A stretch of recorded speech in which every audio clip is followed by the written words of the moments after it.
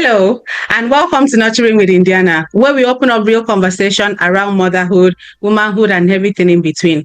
Today's episode is one that sits close to my heart. It's called The Silent Strengths Behind C-Section Delivery.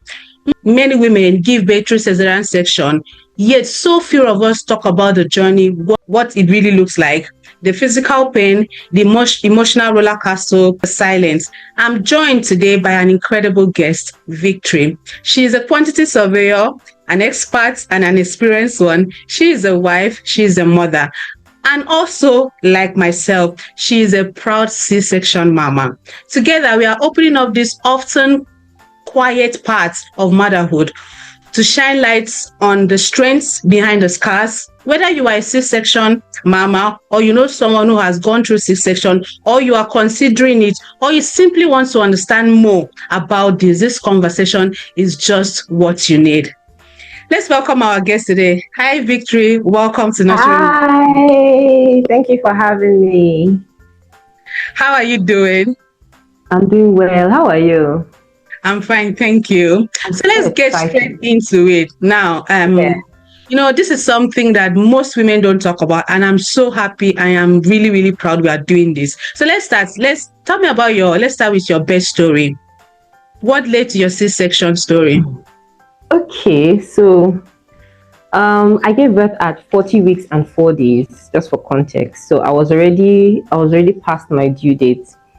Usually my antenatals are on Thursdays, so on Thursday, and at the tail end of your pregnancy, you go to the hospital every week.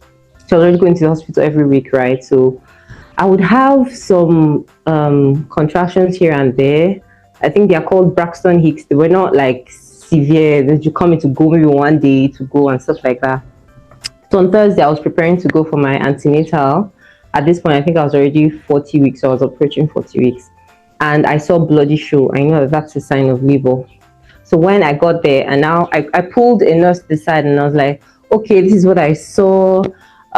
Should I go to the labor ward, or should I just continue with my usual antenatal process? So she was like, okay, I should just continue with my antenatals. Am I feeling any contractions? I said no. She said I should just see the doctor, whatever the doctor says I will do. So I saw the doctor. She checked me. And she was like, I'm not dilated, but I'm good to go. My cervix is fine. I'm good to go and stuff like that. So she was like, because I'm already at the tail end of pregnancy, that if I don't start contracting before next week, Thursday, she was going to induce me.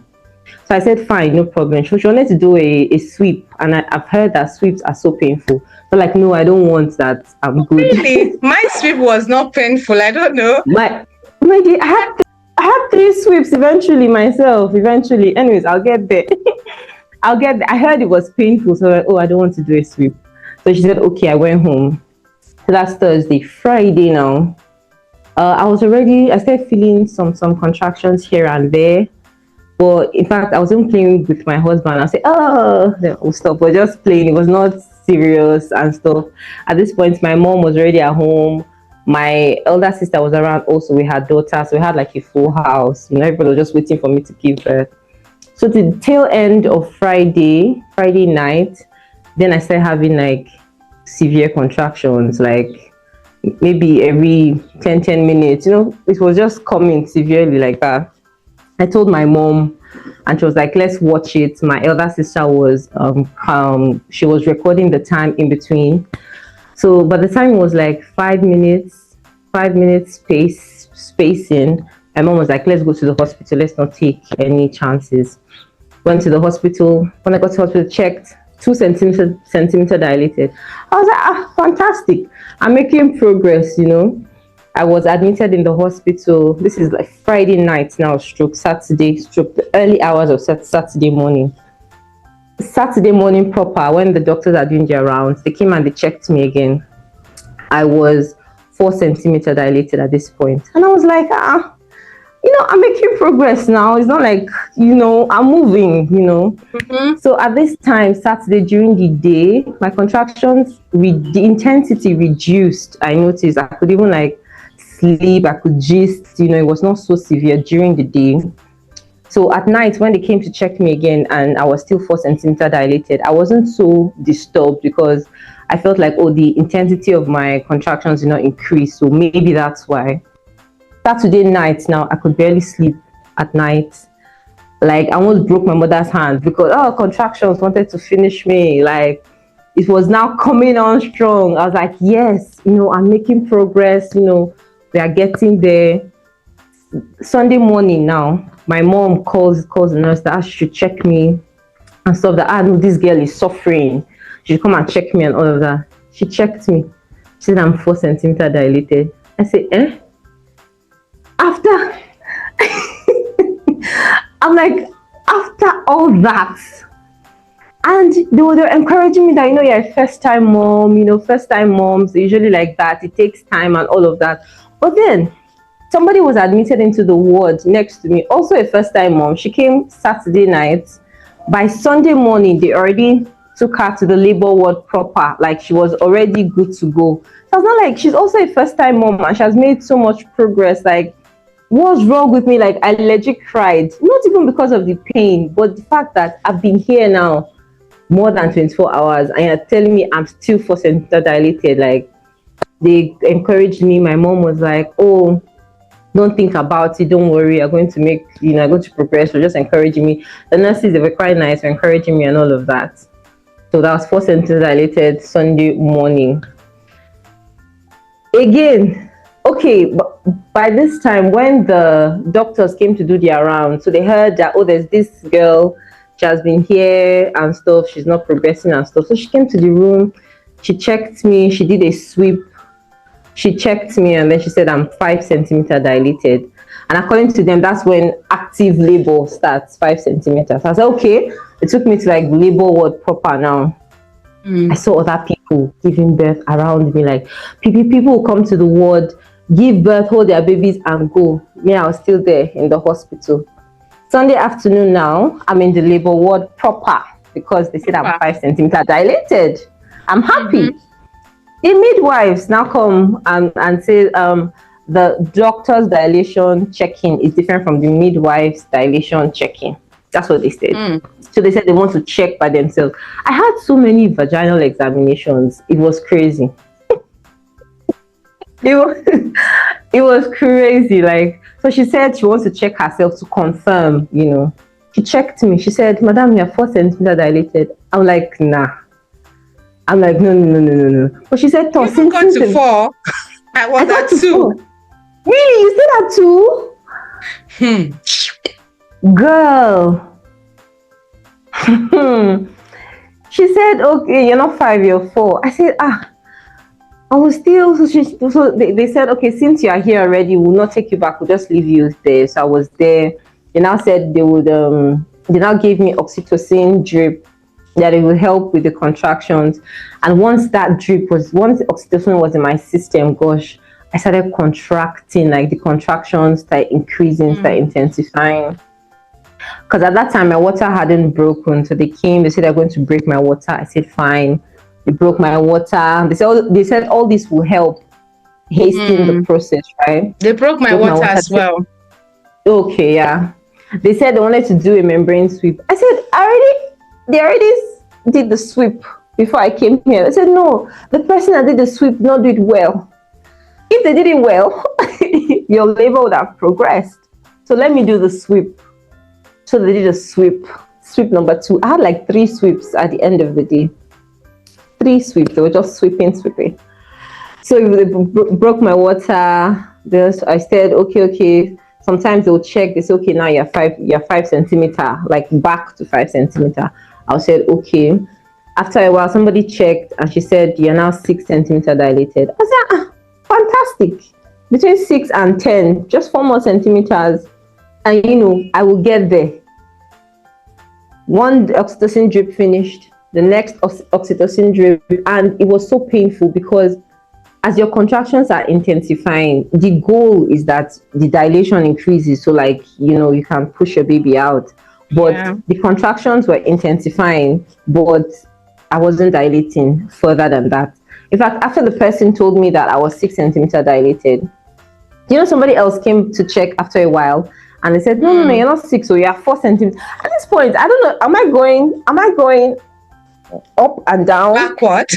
Yeah, am I going backwards? Like, is it that I was not confused, that are they confused or is it me? You know, it was just very, very, you know, somehow. And then because I was in the hospital for like so long, my case, like anytime a new shift, you'll be the talk of the town. I'll be the talk, exactly. I'll be the talk. They'll come, oh, this is the lady that this and this and this, she's not progressing well. They'll come, check, give their own reason behind it, say they want to sweep, say they want to do whatever, you know. Nothing was still working. Eventually, I finished my second oxytocin drip. They gave me a third one. They were like, they would increase the flow. Oh my God. Imagine at this point. So they never thought of C-section all along. Do you know, the funny thing is, I personally did not think of C-section. See, the thing is, Ndiana, my pregnancy is breeze. It was pregnancy, but it was easy, you know. Very. I could walk, I was active, I was eating well, taking my drugs. You know, I lived a very active life during pregnancy. In fact, my mom and my sister would say, oh, you are going to push the baby out swiftly. You know, your labor will be fast because of, you know, my lifestyle and all. Yeah. So I did not think about C-section. Even in that situation, I didn't mention C-section to them. I was just like, I'm getting closer to seeing my baby. That's what I was trying to tell myself, you know, to encourage myself, right? And I kept on asking them, hope my baby is not in distress. They said, no, madam, your baby is fine. You know, at this point, they've already broken the water, so there's no amniotic fluid now for the baby to live in, right? Yeah. So I was concerned, you know. And then I'm now on my third drip, and they've increased the flow. Like, there's somebody next to me that this lady gave birth naturally. She was at this point maybe 8 centimeters dilated, and I was still 4 according to them, but we were legit contracting at the same intensity. So it was so painful, like all this labor for waste, like labor for what? Like, for what exactly? Labor for what exactly? As at what point did they say that, oh, you need to go for a C-section then? As at what point? What led to that C-section? I'm getting there. After the doctor put the third drip, he came back, I was still there. At this point, I'd gone like maybe halfway through the third drip now. As he was leaving, he now whispered to the midwife that if she finishes this drip and she's still not progressing, then she'll do a C-section. That was when I became mad. You heard I just became hysterical. I said, we are going to do this CS now. We are doing this CS now. That's what I told them. I said, we're doing this CS now. Get my husband. We're doing this CS now. Are you kidding me? Because it was so painful. I'm like, if you are going to allow me finish this third drip before you wheel me into the theater. And another thing I noticed, the heartbeat of my baby kept on decreasing. Yeah. At first, when I entered, it was like maybe 146. Then it reduced maybe 130 something. Just kept on reducing like that. By the time I went for my CS, his heartbeat was 124. And you know, they wouldn't call it distress until it's below 120. So I'm like, are you guys waiting for it to get that bad? Like, let's do CS right away. So got my husband, did everything. Got the guy, came to ask me some questions to ensure I'm in the right mental state, or some questions like that. I answered their questions, wheeled me into the theater, and as soon as the epidural entered into my back, I stopped feeling all the contractions that they wanted to use to wound me. Oh goodness, Jesus! I was so relieved. Oh God. We actually felt like sleeping. You know, during that process, I did tell my husband, I'm closing my eyes. Don't let me close my eyes. Don't let me sleep. My dear. I was really going, I'm like, don't let me sleep. Don't let me close my eyes. I don't want to sleep because I don't know what I was getting into. I don't know why I was sleeping. I didn't understand what was going on. I was like, don't let me sleep. Yeah. Talk to me. You know, I'll share my own story when you finish. Okay. Yeah, okay. The doctors, they were talking to me. They didn't want me to sleep as well. When I tell you that, it wasn't even up to 5 minutes. Okay, one thing that happened that I feel like God used to reassure me, because I know I was praying, as I'm a Christian, so I was praying all through, praying Mm-hmm. all through the process and stuff. So when I was on the table, all the doctors surrounded me. The main person, he now prayed. He prayed out loud. Prayed in Jesus' name, and he committed the surgery into God's hands. And I felt so relieved, because it's one thing for a Christian to be doing it, but another thing for a Christian to be able to pray out loud. Because I was thinking, yeah, I was It's thinking like if it's me, somebody, I would it's just, like this thing. Yeah, it's like when the Bible says, when two or more people are gathered, he's there. yes, That kind of yes, feeling. yes. I just felt so much relief when he Let me prayed. let me let me quickly chip my own experience, in my All own right, believing experience, my faith as at that point. I remember when all I right, entered, the doctor, they did ask me their quotes. So he now asked yeah, me, what would you like for us to play to you? Because they don't understand the concept of praying before surgery and all of yeah. that. But he asked me, what would you want us to do before we start? And I said, play me worship songs. And I know, Oh, yeah, and I know with that they kind of understood. He said, yes, perfect. So they played me worship song. But all I could mm, do, I keep declaring my mantra that I keep declaring. I just keep declaring my mantra. Nothing missing, nothing broken. nothing Nothing broken. missing, nothing Oh, broken. nothing broken. Oh, that's beautiful. That's my That's mantra. so Nothing beautiful. missing, nothing broken. I Nothing kept broken. declaring that. I was going, but I kept declaring that mantra. They keep playing that worship song. And I just felt so much peace. Oh, like I'm happy, because I felt, as soon as you prayed, I felt so much peace. I like that for you, that you experienced that as well. Yeah. So much peace. It wasn't even up to maybe 5, 10 minutes. I heard my baby crying. I was Mm. like, what is labor? What is all this stress? And mind you, this is Monday morning. I had my surgery From Monday morning. Thursday, Exactly. I had my surgery. I kind of summarize my own story. Okay. Okay, so for me, pregnancy was as easy as anything. I was still Yeah. pregnant. People didn't even know I was pregnant. My tummy was very flat. I was up and doing. In fact, I went to my office and I told them at work that I'm pregnant. They said, no way.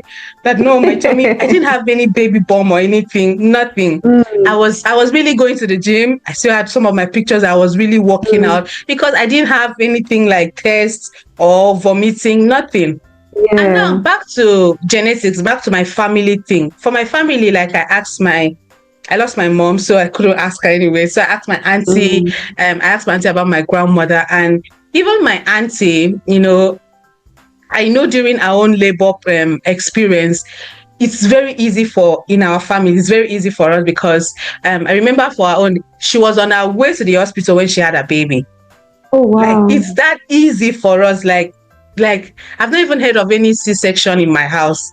So Me for me, I too. carry that mentality. Okay, it's gonna be very easy. At some point, I was like, "You guys need to be with me in the house because I might just go." These things they say that if you go to, poo or pee when you have that kind of pain, Yeah, you just yeah, pee. yeah. So I was very cautious. I don't want to use the toilet when nobody's around and everything. You know, Mm, I went in there, I had my swept, is it swept or sweep? Okay, because when they do it all mhm. over, you don't know what to call it, if it's past tense or present tense. So I had the first sweep when I met my midwife, and she was like, nothing is going on here. And I'm like, Are you okay, I'm serious? hopeful. I remember going from my house, I had to go to the city center. That city center, there is a lot of staircase there because they said if you're active, it will push. So I remember Yeah. because I was full of energy, I remember going to climb the staircase. Like I Girl, I did a lot of climbed climbing because I just wanted to be active because I was having so much pain and nothing was going on. I remember Mm, calling the hospital and they were like, oh no, nothing is happening, blah, blah, blah. You need to wait until when it's very, very serious. I left the house. I climbed that staircase over and over and over again in the hope that, okay, it's going to kickstart things for me. Yeah. My water didn't break. Nothing happened. mm, I think on Sunday, was it on Sunday? I can't really remember. Yeah, because I had my baby on a Thursday. I remember then I couldn't wait again because I was scared because you keep saying that nothing is happening, but I'm not feeling mm, okay. And they will tell you to take medication. I'm not a fan of taking medication. Even all yeah. of the pain thing, I would rather, I don't want any side effects. Yeah, if you know what I mean. I just rather Yeah. wanted to, help myself, which is good, but I didn't feel there was any need for it because it was Yeah. just normal natural pain. which is, Mm. if it is unavoidable, you will still feel the pain, Yeah. So I went to the hospital. I lie down in this bath, full of water and everything. It was cooling, but I was not moving. I was still 2 cm. I was still there. They had this thing all Mm. over my body, some machines all over checking me. Yeah. Nothing was happening. I had another sweep. Nothing really happened. I think I did move to 4 cm at some point, but when I did, I remember sitting on that ball and I was just going bouncing, and that gave me a wound on my leg. Honestly, the Mm. stress was just too much. It's after everything was finished, and I looked at my leg in the hospital. I'm like, guys, come and check. What is this? They didn't even know what was going on. They think maybe some reaction and I told them I Oh. didn't have any injection. So I didn't take anything, anesthesia, nothing. So why do I have this? It's just that I now remember that is the whole process of sitting on that board, being active, that The caused me that constant wound on my leg. movement. And they had that thing checked, and they were like, oh, my baby's heartbeat is dropping and you need to do an emergency C-section. My husband looked and was like, what?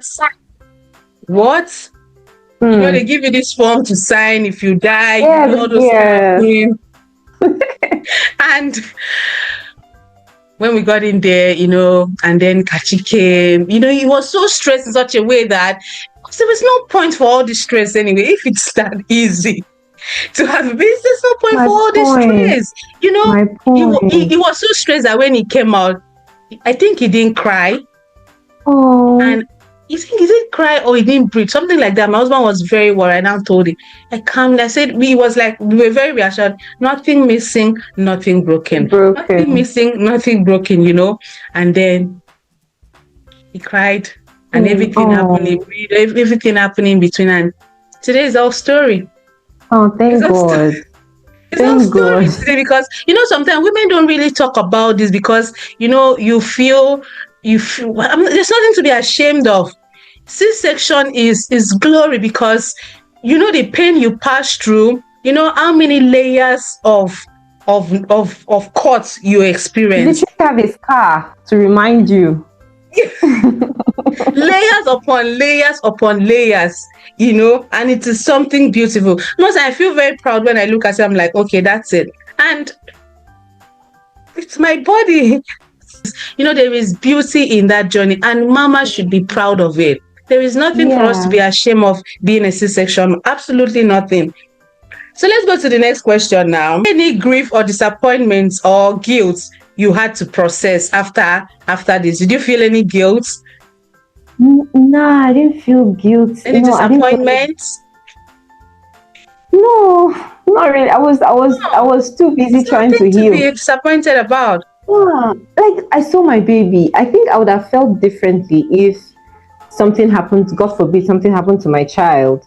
Yeah. But the fact that at the end of it all, they gave me my baby and he's alive and happy, well. He's alive. He's breathing. Nothing. No disappointment.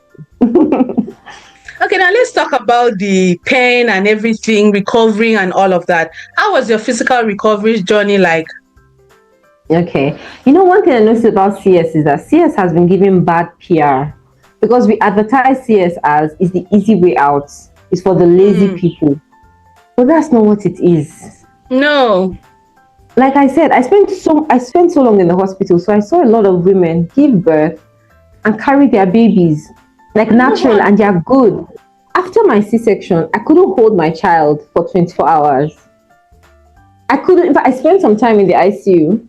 After that, before I even got into the ward, I was just sleeping, because I was, the labor took so long and stuff. I was awake. I was just sleeping. I was just tired. Before I could even hold my child.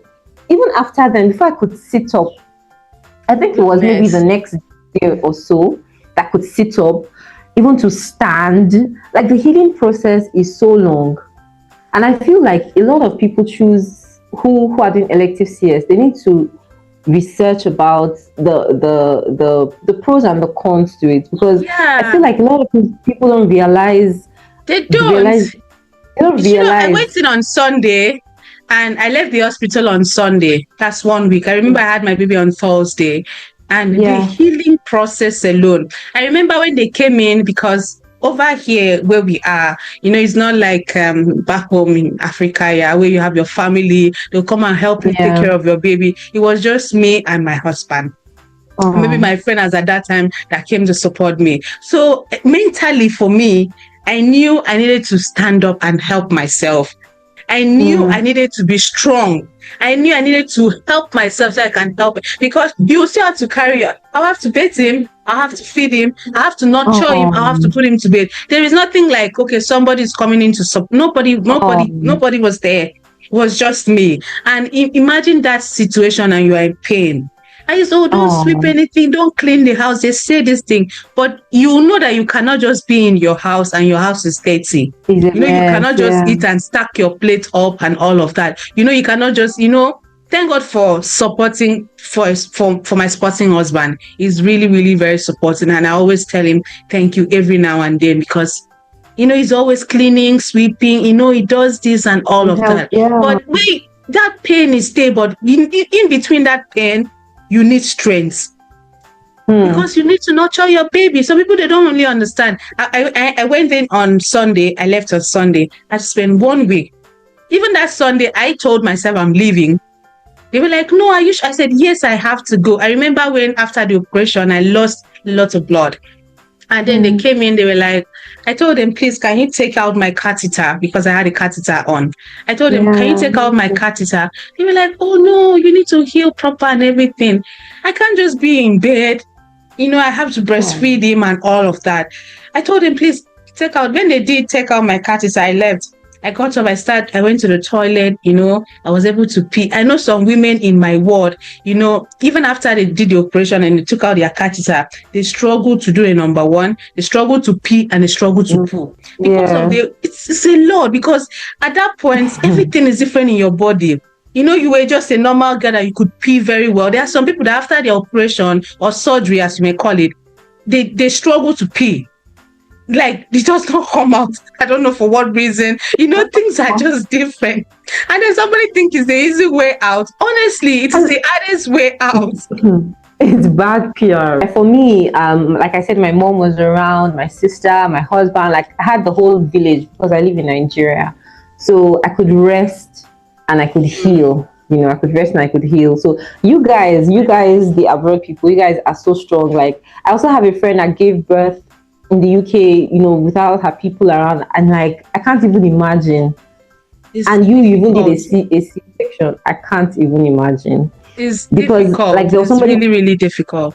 there was somebody sweeping or somebody bathing. All I'll do is just breastfeed and give it back to them and go back to sleep, for a period of time. So I'm so grateful for that, the fact that I could rely on people. Yeah. Okay, so let's go on to the next question. Have you ever felt like you had to explain or defend your birth story to society or anybody? Have you ever felt like that? No, because the people that know about my birth story are friends, family members, and Yeah. they know the full story. So they Yeah. know that, they were even praying and there was prayers going on, victories in the neighbor for so long and all of that. So when they finally heard that I gave birth and it was via CS, nobody was nobody was pointing fingers saying, oh, you are this, you are less than and all that. So I don't have those type of people around me. So there was none of that. None of that. Do you think that C-section are seen as less than or misunderstood? Do you think like that? Oh yes, in the society, yes. A lot of people Yeah. misunderstand it. A lot of people, like I said, they think it's the easy way out. A lot of Yeah. people think that, oh, you are lazy, you're not, because you not give birth like the Hebrew women, Oh, you come know. on. So you're lazy and And and all it's of so that. sad because this is 2025. Why are women still being looked down upon because of the way they give birth? Pregnancy Doesn't and make any childbirth is sense. already a lot. It's a Mm. lot. Like, relax. Yeah. Okay. They should relax. We are proud. We should be Relax, ashamed, but we are proud. So relax. my dear. I'm proud. Okay, the next thing I would like to ask is about the mental health now, because sometimes women don't really talk about the Mm. mental and emotional health around this whole thing. How did you care for your mental health after the surgery? Mm. you know, that was something, because for people like us, we did not go expecting that that's what would Envisage. happen. Mm. Yeah, we didn't envisage it. Yeah, that's the word. We didn't envisage it, So it was a lot for me. The fact that I couldn't hold my baby, like, it was a lot for me. The fact that I couldn't hold my baby, Mm. and even when I could, there were so many people around caring that they were like, no, no, no, no, no, no, no. Let me help you. Let me, let me Yeah. let me help you and stuff. So I felt somehow like I can't even hold this baby for so long. Like, I'll just feed him and they'll take him away. I know at that point the maternal instinct was already kicking in. So it was a lot for me. It Yeah. was a lot for me mentally. Like, I had to tell myself some things, like your mantra, nothing missing, nothing broken. Tell myself that tell myself that I am fine, I'm okay, I need to heal, I just need this Yeah. time for me to get Let me myself share my together. own little story behind the Okay. mental health. For me, I think most people, except if you heard or you've seen my videos or you've seen my post or my story, how I talk about healing or what I did that made me go back to shape and everything. That's when most people knew that I had a C-section. It's not something that is written on the forehead, right? Nobody can tell. So I remember some people ask, "Oh, Indiana, you're always very happy. Ndiana, you're so happy. You're smiling. You're everywhere. You're bubbling. Are you having Mm, depression? There's postpartum depression and even with the yeah. C-section. I'm like, gosh, guys, I'm happy. And I was Mm, truly happy. In between mm, everything or anything, there were a lot of things going on with us then as at that particular time. But honestly, you wouldn't even tell that I had a baby. I was so mm, happy. The fact that you can just turn around and then you see your look at Kachi and child. he's just so happy. He's smiling, he's Mm, so strong. What is there to be sad about? Is it me? I'm gonna heal, because there was no room for depression. I didn't even feel mm, that there would be space because I didn't create one for it. So for me, I didn't feel depressed. My mental, in fact, I was always very happy. I remember sometimes I'll just put on some gospel music because that for me, that's my oh, go-to something. Yeah. Maybe if I'm working oh, out, that's what you hear me playing. If you see me with headphone, you know what I'm playing, honestly, is gospel. So I could do that and we dance around. I'll carry him, make a video and dance around all the whole place. I was genuine. And I think mothers should be happy. There is of nothing, I course. understand the stress, is hard. Waking up to feed a child, even in pain, waking up to, a couple of times in the night to feed, especially that some baby don't take breast milk. You have to go Yeah, make the bottle, you formula. have to go make baby Yeah. food. Different mothers, different stories, and it is not an easy job to be a mom. Honestly, it's 24/7, every day, no holiday, no leave, no transfer. You are doing the job. So, mothers, I understand it's very difficult and hard, but in between, we should give ourselves happiness. I say this a Yeah. lot of time because if you don't make yourself happy, honestly, there's nobody that is going to do it. Because sometimes we try to find joy in things like maybe we find joy in our husband, or we try to look for joy in our children, or try to look for joy in, people. But the real definition of happiness is from us as mothers. Because no Mm, matter how hard it is, I watched a video the other day, which is not what we are discussing. As a mother, you would think before you go to bed, what are we going to eat the next day? What yeah. is the children doing? What is my husband doing? You're thinking for everyone. And at the end of the day, we even forget to think about ourselves. So I can understand Mm, why lots of women go into depression. I can understand why lots of women feel that need, that they are draining mentally, because there's a lot going up there that most people, except if you are a mother, that you will understand. For most people, you cannot really even if you come to my shoes, you may not really understand. Even if I'm a mother honestly, like you may not really, because our babies are different. Our our babies are experiences are different. different. Some people Yeah. try to compare with things on social medias, on what their friends or family is saying. Your baby is different, and the way your baby will deal with you or you deal with your baby is not the same. So I can see where depression come, but honestly, mothers, we are reaching out to you guys. There is no need. everything is going to be okay. You are doing amazing. Trust me, you are doing amazing. And it gets better. It gets better. It gets better, The baby yeah. will be better. The baby will be better. Don't worry. So the next question I would like to ask is, were there things that helped you recover, or were there things that help you feel like yourself again? Yes. For me, primarily, it was leaving the house. Because after my surgery, I was just inside my house for days. Like, I can't even put a timeline. Maybe Mine was months. Yeah, I was just, yours was months. I think more than, the first time I left the house was, I think more than, if not 4 months, I was just in the house. Really? My husband did all the shopping, groceries, everything. I didn't go anywhere. No. Going out, taking a stroll, just going out. Oh, no, I went, I mean, like going to places like okay, no, church or anything. I mean, like outside my house. Going outside my house, man. I just realized that, wait, I've not even stepped outside this door in days. I was just inside, like sleeping, eating, whatever. Going out just helped me. A group of my friends came over, so I walked them out to their car, and I was like, this is the first time since I came back from the hospital that I've stepped out of this door, and it did a lot for me. But then after that, too, going out of my, like, going to places also helped.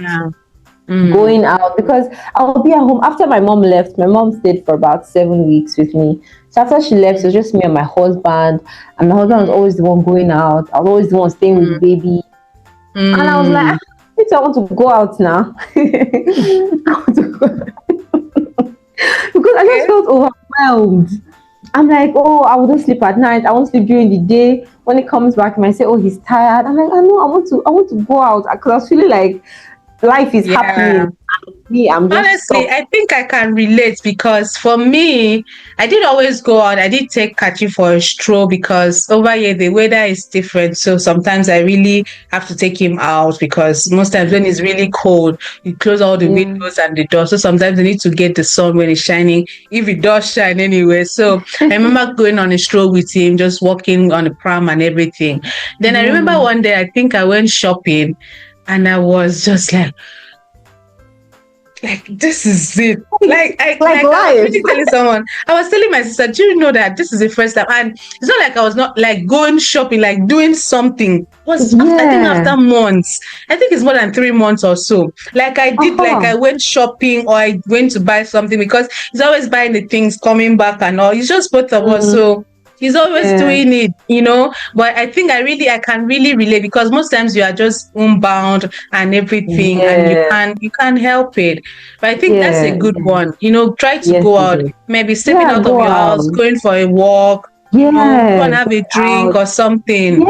Just relaxing, and then praying, listening to music, like you said. It just helps relax, Okay, so that brings us to our next question, and which is, this is actually for you to kind of encourage us mothers, C-section mamas, or people that are really wondering and having heart attack about this whole C-section journey and everything. What would you say to a mom who's preparing for or is recovering from C-section? What would you say to that mom? Okay, if you're preparing for your C-section, just relax. Relax. It's a medical intervention, it's a procedure. We've explained what we went through and all of that. But relax, you'll be fine. There are many women that have done C-sections.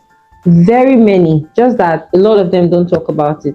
A lot of them are very hush-hush about it. So you're not the first, you won't still be the last. So just relax. I think I might do one again. My dear. It's unfortunate, but it's the truth, so just relax. Pray, commit it to the Lord, commit the doctors. Like there's this, I had declarations that I would say, confessions throughout my pregnancy, about my delivery, about the doctors, the nurses. So just keep on saying it from the word of God, washing it over you. And honestly, I think I need to say this. I know of someone, that I heard a story of a lady that she was okay. She wanted, like, During the labor was very tough for her. They had to induce her twice and all of that. She didn't really had a baby, and then eventually the baby died. And then the question was like, why wouldn't you have done a C-section and saved the baby's life? And save your own life, because I know women that die in the process. In the hospital then, when I was, honestly, that day was different feelings, happiness and pain. You hear the ambulance, you hear the siren, you see all the doctors and the nurses, whatever you are doing, drop it. Even if you are attending to someone, when they need you in an emergency room, everybody go out loud. So there are some people that, lose their life. Moms lose their life, the babies, they lose their babies. So it's not a really big deal. I don't know how to really say this to make it simple. I don't think it's a big deal the way the society make it look like a big deal. You are going to be okay. Honestly, it's going to make sense at the end of the day. Don't overwork yourself through something. Honestly, because when you are down there, they do the surgery.